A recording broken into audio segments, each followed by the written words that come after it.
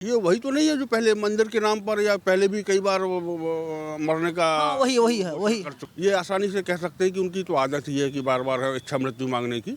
विश्वविद्यालयों में हमारा कब्जा रहा है, एनएफएस करके हम इनको सबको भर्ती करने से रोकते रहे हैं, कहीं उस पर दिक्कत ना आ जाए, वो छिन्न भिन्न ना हो जाए। बस एकमात्र इनका मकसद वही है।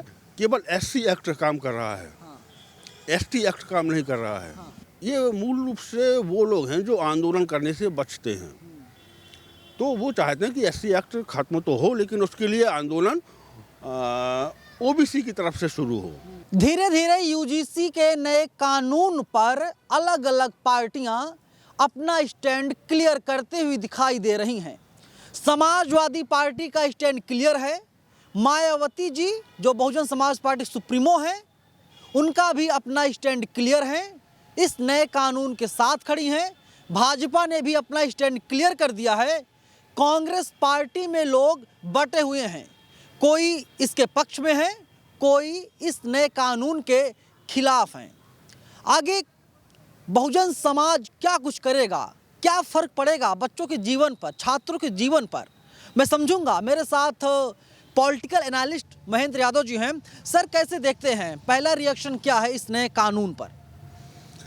नए कानून में अगर जो कानूनी मुद्दों की बात करें तो उसमें सिर्फ ये जोड़ा गया है कि जो भी यूनिवर्सिटीज़, देखिए यूनिवर्सिटी वगैरह जो हैं ये आधुनिक जातिवाद के सबसे बड़े अड्डे हैं, तो वहाँ पर जो भी भेदभाव होता है उसके लिए पहले भी नियम कानून थे, अमल उनका पहले भी बहुत ज़्यादा नहीं होता था, लेकिन अब उनको उस दायरे में ओबीसी को भी ले आए हैं।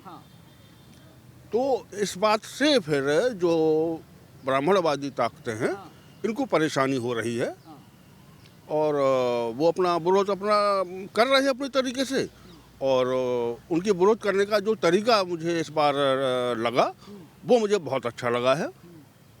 जो वास्तव में इसमें तेज़ी आई है वो अमिताभ अग्निहोत्री, अलंकार अग्निहोत्री के इस्तीफे के बाद से, और जो जिस तरीके से उन्होंने सभी ब्राह्मणों से एकजुट होने की अपील की है, सभी जो हैं उन लोगों से, नेताओं से, सांसदों से और नौकरी में जो है सभी से इस्तीफा देने की मांग की है, और कहा है कि सब लोग आंदोलन में आइए।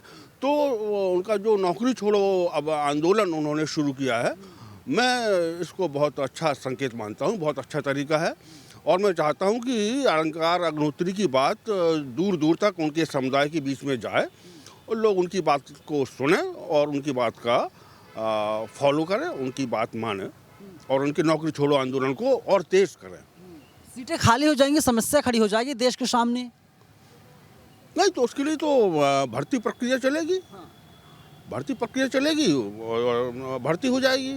शायद यूपी में जब चौधरी चरण सिंह के समय का याद होगा, यूपी में पटवारी हुआ करते थे, उन्होंने सभी ने हड़ताल की थी, तो उन्होंने कहा था कि भाई ये तो हड़ताल ऐसे नहीं, बल्कि आप लोग इस्तीफा दीजिए तब पता लगे कौन कौन से हैं जैसे क्या।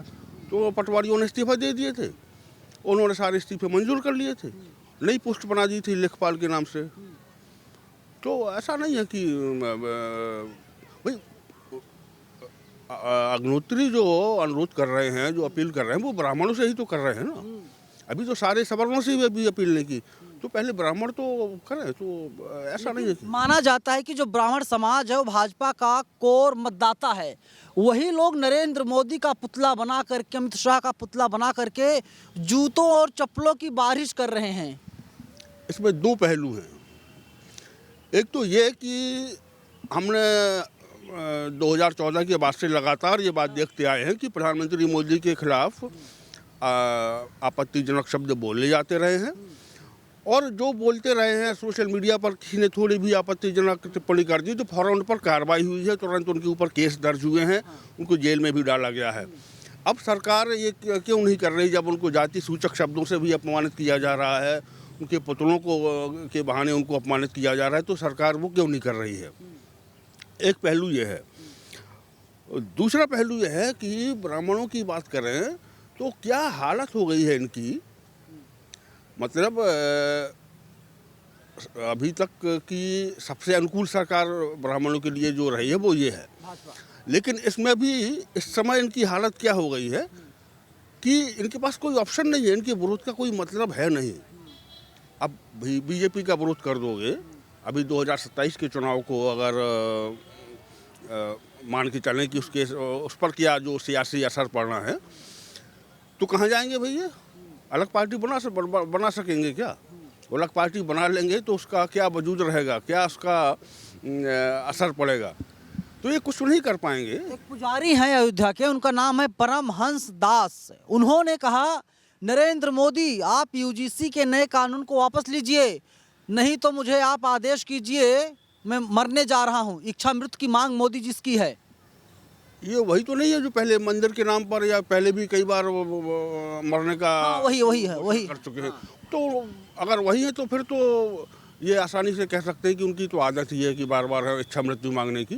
वो इच्छा मृत्यु मांगते रहते हैं और कि इस तारीख तक मंदिर नहीं बना तो, इस तारीख तक ये नहीं हुआ तो मैं नहीं हुआ तो। हाँ तो मैं कर लूँगा, लेकिन वो मरते नहीं हैं और वो उनकी नहीं कर पा रहे हैं। उम्र रहे नहीं। यहाँ समस्या ये हो गई है कि ब्राह्मणों के पास में कोई ऑप्शन बचा नहीं है। करके कहाँ जाएंगे ये?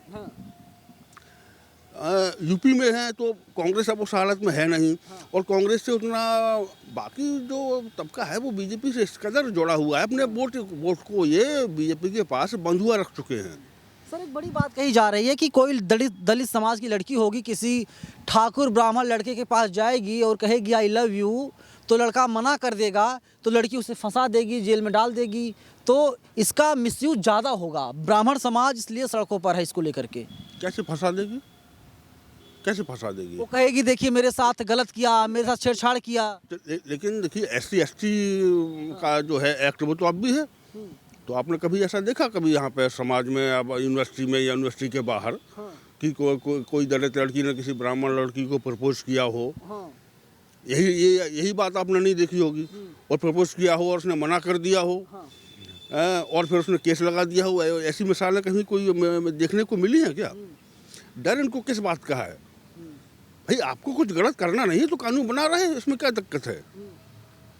तो उसका मतलब है कि जो ये करते आए हैं, एक्चुअली ये पूरा मामला समझिए, रोहित वेमुला कांड से लेके पायल तड़वी से लेके कितने लोगों की जो मौतें हुई हैं। हाँ, तो रोहित वेमुला के समय तो ये हमारे सुरक्षा सलाहकार जो हैं, ये राष्ट्र की सुरक्षा की चिंता छोड़ के वो निकाल के आ गए थे कि उसकी जाति निकालने लग गए थे, और पता चला कि उसका पिता OBC था और पिता से माँ अलग हो गई थी, या मतलब माँ के सानिध्य में ही रहा और माँ दलित थी, तो तकनीकी रूप से उसकी OBC की वो निकला था। तो उस संदर्भ में से देखिए जो सारी घटनाएं जो होती रही हैं, लोग मरते रहे हैं, IIT में लेके मेडिकल में लेके बच्चों को फेल कर दिया जाता है, वाइवा में नंबर नहीं दिए जाते हैं, भर्ती में NFS कर दिया जाता है। वो सारी बातों को अब आप सामने रखिए ना, तब समझ में आएगा। इनकी एक छोटी सी बात की कोई कर देगा, तुम्हें कौन प्रपोज करने वाला है भाई?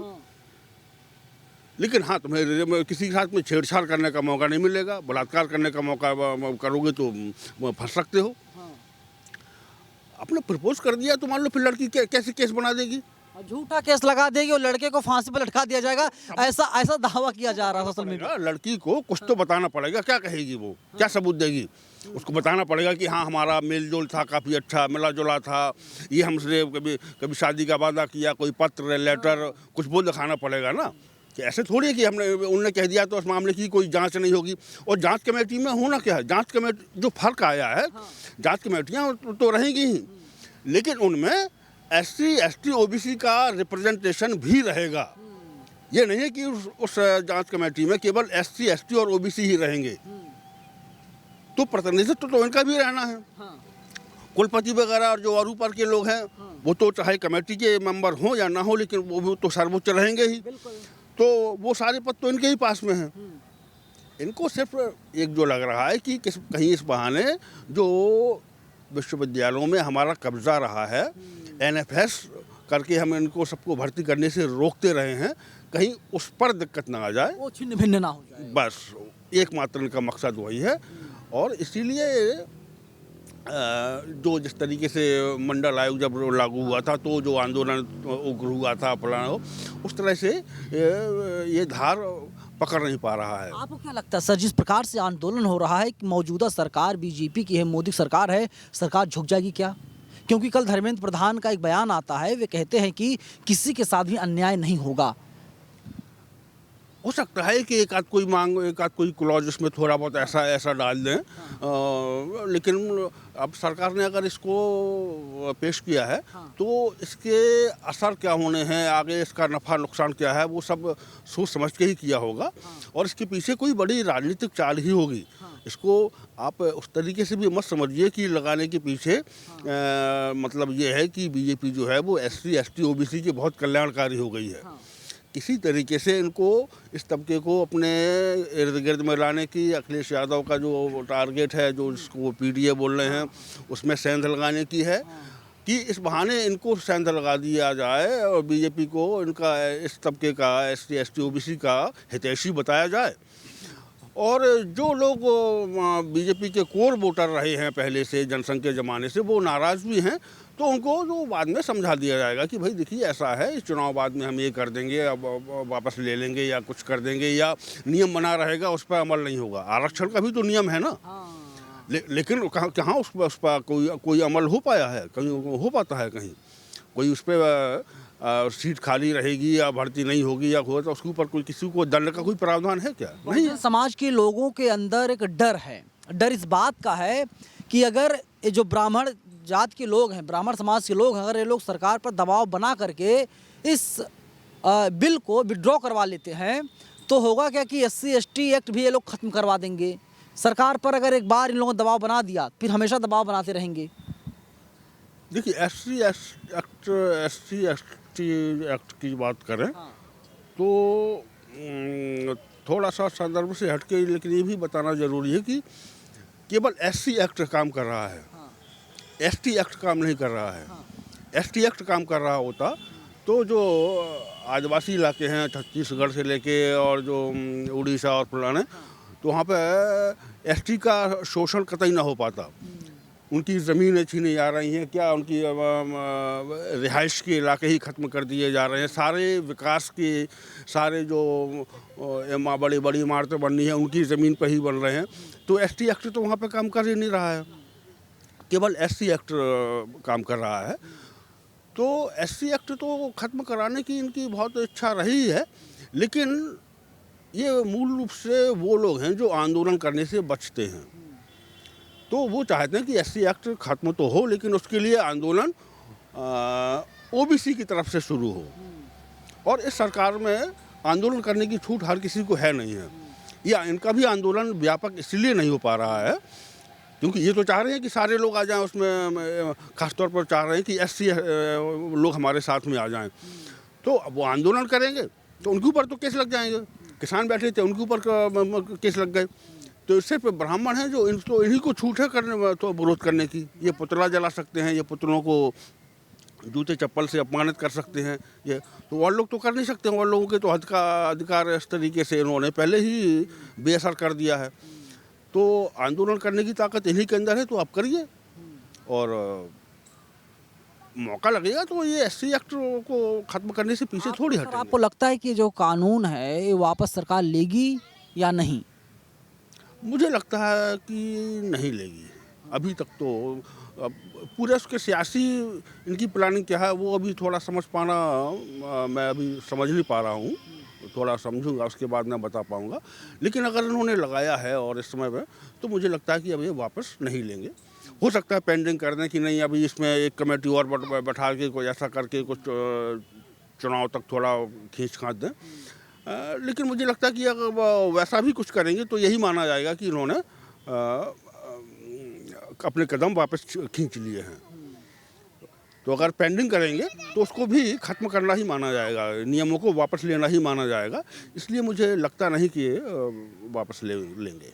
चलिए, अगर सरकार वापस लेती है तो कहीं ना कहीं नरेंद्र मोदी की सरकार को आग से खेलना पड़ेगा, क्योंकि बहुजन समाज के ही मतों से नरेंद्र मोदी चुनाव जीतते हैं, प्रधानमंत्री बनते हैं।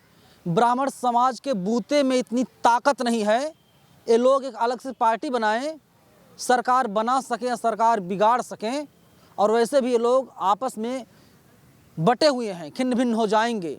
लेकिन सिर्फ और सिर्फ इनकी एक बात सही है कि ये लोग संविधान के खिलाफ हैं, आरक्षण विरोधी हैं और बहुजन समाज के लोग एकजुट हो गए हैं। कांग्रेस पार्टी बहुजनों के साथ तो नहीं खड़ी है, लेकिन और जो तमाम बहुजन समाज की पार्टियां, चाहे आरजेडी हो, चाहे बसपा हो, चाहे सपा हो, ये सारी पार्टियां बहुजनों के साथ खड़ी हैं और सरकार के इस फैसले का जम करके स्वागत कर रही हैं। कैमरा पर्सन अमित के साथ मैं नवीन कुमार नंदन, बाम सेफ न्यूज़, दिल्ली।